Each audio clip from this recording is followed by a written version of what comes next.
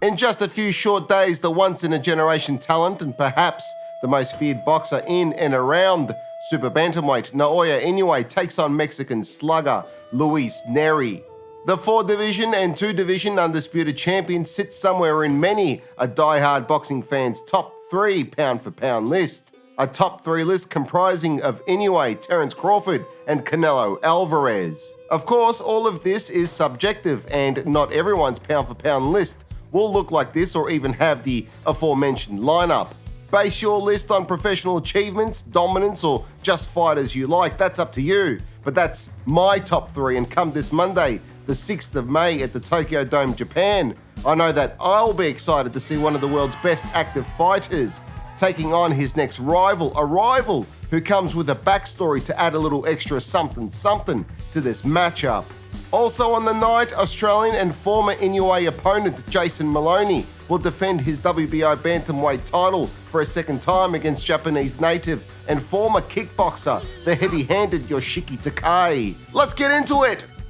Naoya the Monster Inoue still divides boxing fans, and his accomplishments in the sport have left a bad taste in the mouths of his critics and detractors. Chief among the criticisms leveled against Inoue is that he hasn't fought anyone of note, or at least any of the other quote-unquote big names in any of the divisions that he has competed in. To be fair, Inoue has faced and defeated the mandatories placed in front of him and defeated other champions to become champion or to unify titles. Furthermore, scheduled bouts have fallen through due to extenuating circumstances such as the COVID pandemic, which put the kibosh on a planned fight with then WBO Bantamweight champion and boxing heel John Real Casimero. It would be Casimero's outside the ring antics and his failure to face then WBO mandatory and interim champ United Kingdom's Paul Butler that would see Casimero stripped of his champion status, and ultimately the Inoue versus Casimero fight did not eventuate. As for names on his resume, Stephen Fulton, Jason Maloney, Nonito Donaire, yes, a much older and weathered Donaire, I understand that, and Paul Butler are all respectable names. Donaire, Fulton, and Butler were all champions at the time before losing their title or titles to Inoue. The second criticism is that Inoue fights at home too often and doesn't explore other markets, namely the American market. Inoue puts asses in seats in his own town, much in the same way that Tim Tszyu puts bums on seats in Australia, Anthony Joshua in the UK, or the moment Canelo Alvarez fought south of the border in Mexico since becoming a global phenomenon. All these fighters draw massive crowds among their people, and they generate huge sums of money. Why wouldn't Inoue fight in his own country, a country in which he's seen as a rock star? The global sport of boxing is truly global, and with the UK market, Mexico market, Saudi money injection, Aussie and Asian markets all flying high, the US is no longer seen as the epicenter of boxing. Not that the US market is bad, it's just not the only player in town. The times when Inoue did fight in the States, he destroyed his opponents. People did watch and know of him stateside, but he makes real money at home. This is why fighters come out to face him in Japan, and this is the reason Luis Nery has been allowed to fight once again in Japan.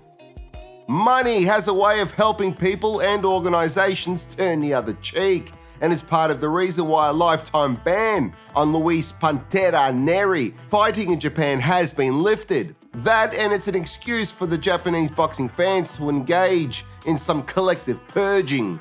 The plan is that their man, Naoya Inoue, will exact revenge on Nery after Nery defeated former Japanese superstar and crowd favorite Shinsuke Yamanaka. Yamanaka was making his 13th WBC bantamweight title defense, but was stopped in the 4th round by Nery.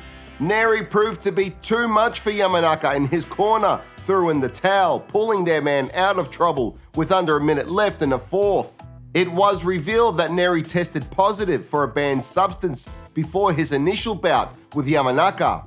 Nery and team said it was contaminated food, perhaps the same place Canelo Alvarez buys his meat. Regardless, an immediate rematch was ordered. Nery came in heavy for the rematch and so was stripped of his WBC title. Nonetheless, Nery would go on to dispatch of Yamanaka even more decisively than the first time. Yamanaka retired from boxing that night, and now you see why the Japanese public wouldn't mind seeing their new hero, Naoya Inoue, get some sweet payback. Just for a moment, however, imagine the collective sense of mourning if somehow Nery pulled off another shock win. Luis Nery is coming into this bout confident that he can repeat history by beating the hometown fighter and believes he has the power to knock Inoue out.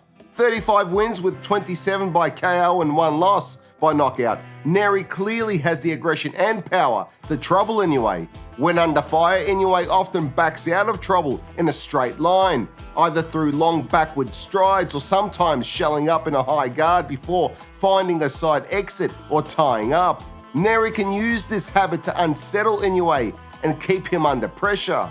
A lack of head movement also gets Inoue in trouble at times. Nery can force Inoue into a shootout, which he's prone to doing, particularly when he feels that he's ahead in the fight. During an exchange, Nery can target Inoue's stationary head, particularly with a left cross down the line, a shot Inoue was touched with numerous times against his last opponent, Marlon Tapales. Things didn't end well for fellow southpaw Tapales, however. Will Nery face the same fate?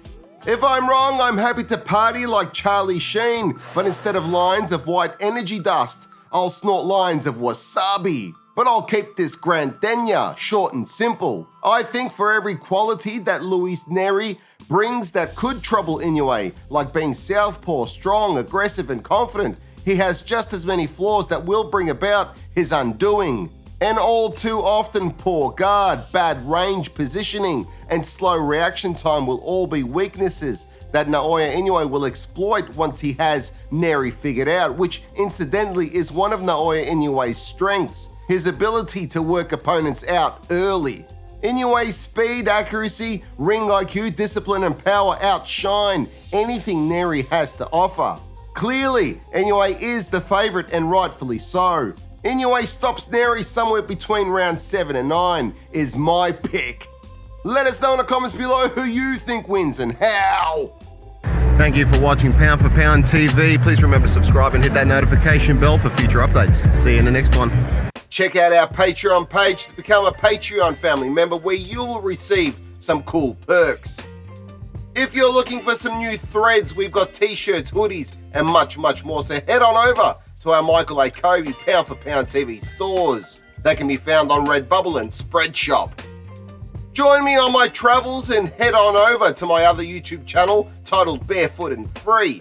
There you can follow me as I traverse the many parts of our planet and occasionally get into a spot of bother. Nonetheless, it's always fun and entertaining.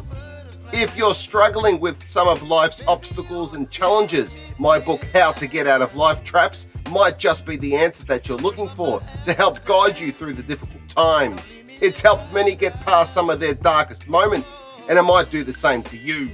You can purchase it on Amazon, where you can also find a wide range of my other works. Those works include screenplay to book adaptations, a fairly unique concept, with genres covering comedy, heist and revenge, drama, supernatural and crime, if that's more your cup of tea. You can find them by following the link provided.